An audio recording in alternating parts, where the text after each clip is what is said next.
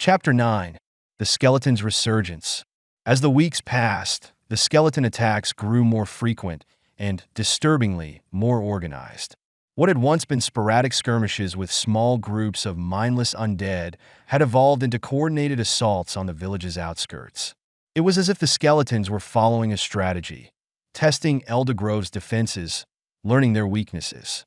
Marcus, Thane, and Alara found themselves constantly on patrol, with little rest between battles.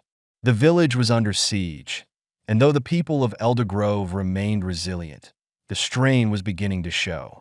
Marcus could feel the mounting tension each time they set out.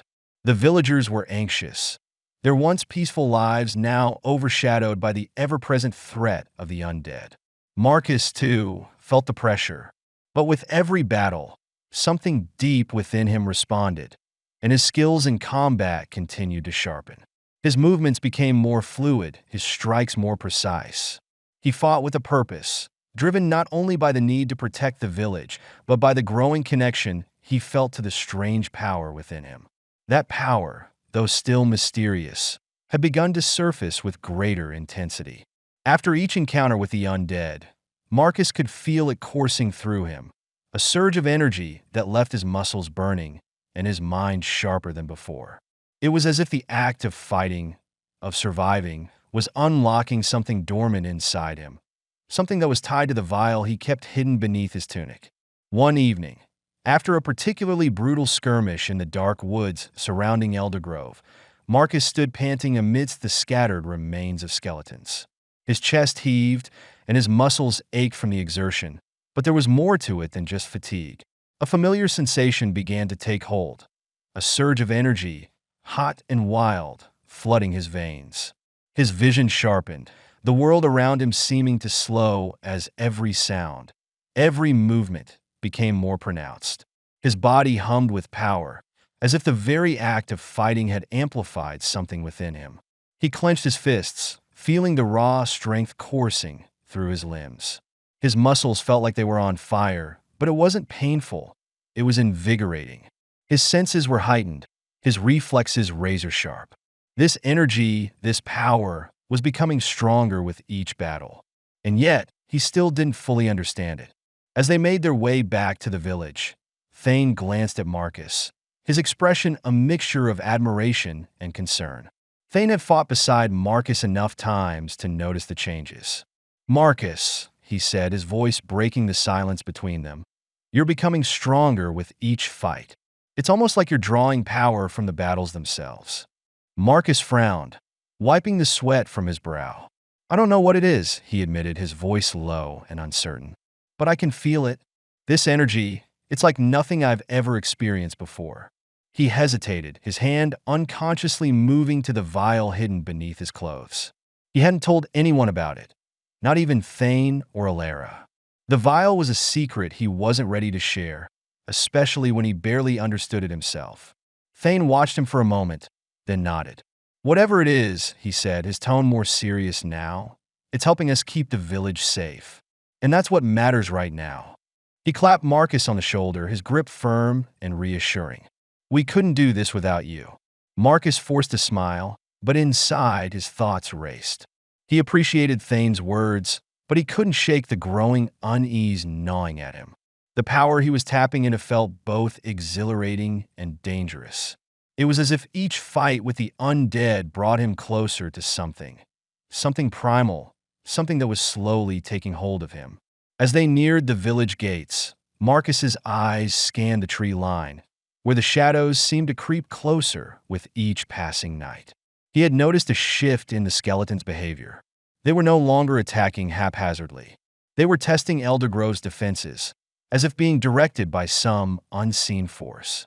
Marcus couldn't help but think of Thaler Voss, the necromancer who had sent these creatures in pursuit of him. The skeleton's resurgence wasn't random. It was a sign that Thaler's influence was growing stronger and his reach longer. That night, as Marcus lay in his small room at the inn, he couldn't sleep. The strange energy still thrummed in his veins, making his body feel restless, almost too alive. He tossed and turned, his mind swirling with thoughts of the vial and its connection to his newfound strength. What exactly had he stumbled upon in the ruins? And why was this power awakening now, just as the undead were becoming more organized? He rose from the bed and paced the room, the moonlight filtering in through the window. The vial, still hidden beneath his tunic, seemed to pulse faintly, as if responding to his thoughts. Marcus pulled it out, holding it up to the light. The liquid inside shimmered with an eerie, otherworldly glow, its secrets still locked away from him. What was this power, and how long could he control it? Marcus stared at the vial, his mind racing. He knew he couldn't continue to fight blindly, relying on power he didn't fully understand. Thaler Voss was growing bolder, and Marcus was certain that the necromancer would stop at nothing to reclaim the vial. The skeleton attacks were just the beginning. Something much darker was coming. Marcus tightened his grip on the vial, a determination settling over him. He had to figure out what this power was, and fast, for the sake of the village and for himself. The battle was far from over, and the real fight, Marcus knew, was just beginning. Eldrick Thorn had been observing Marcus closely for weeks now, noting every subtle interaction, every growing connection he made with the village guards. Marcus had quickly earned their respect, especially Thane and Alaris, and that growing bond was something Eldrick couldn't ignore. The young man had ingrained himself in the village, not just with his sword, but with his presence, steady, dependable, and quietly powerful. But what intrigued Eldrick most wasn't just Marcus's loyalty or skill in combat. It was the power that seemed to radiate from him, a power Marcus himself barely seemed to understand.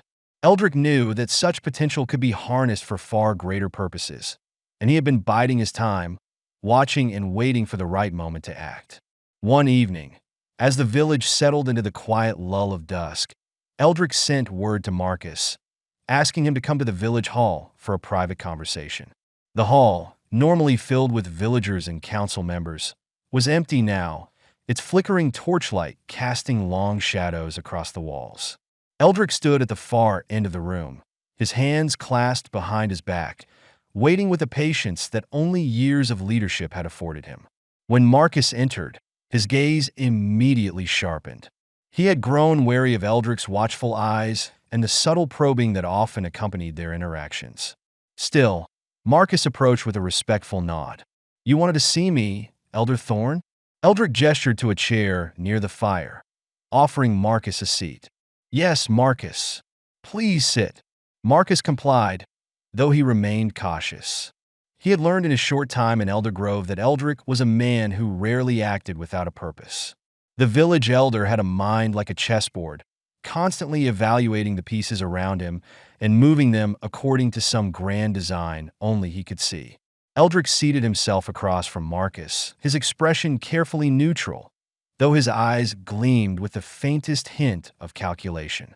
"You've proven yourself to be a valuable asset to Elder Grove," Eldrick began, his voice smooth and measured.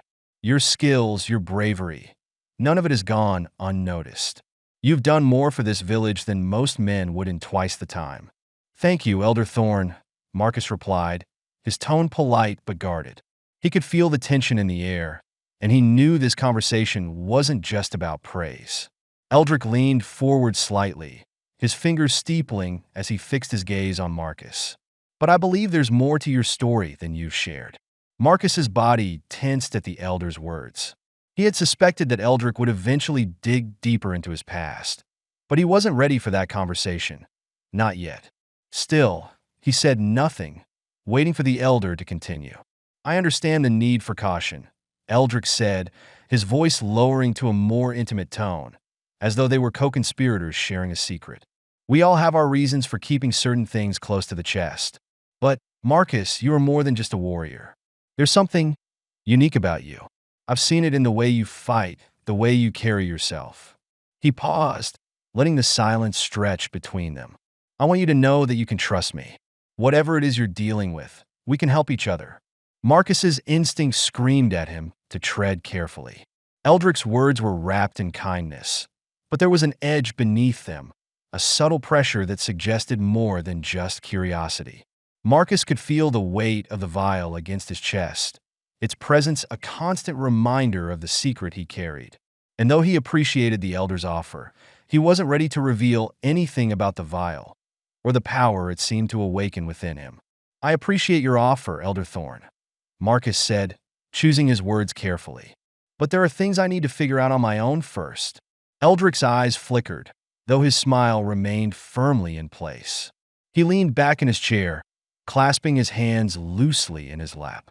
"Of course," he replied smoothly, though his voice had taken on a new layer of meaning. "I wouldn't want to push you into anything you're not ready for. Take your time. Just remember," his eyes fixed on Marcus with an intensity that belied his casual tone, "we're all in this together. The safety of Elder Grove is our shared responsibility. And in times like these, when threats grow stronger, we must rely on one another more than ever."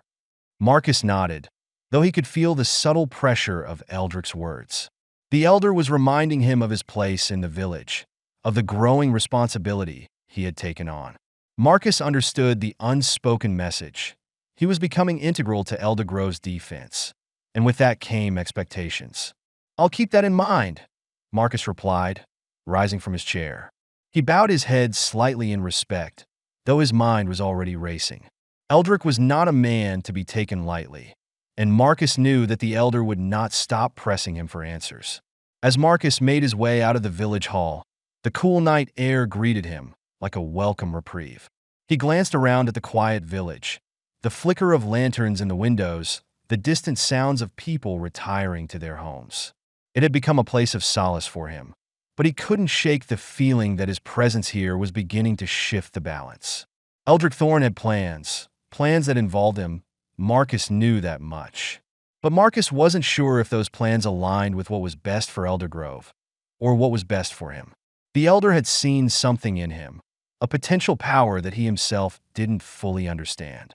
And now, Marcus had to decide how much of himself he was willing to reveal, and how much he was willing to trust Eldric's intentions. For now, he would stay vigilant. The vial, still hidden beneath his tunic, pulsed faintly, a constant reminder of the secret he carried and the dangerous road ahead.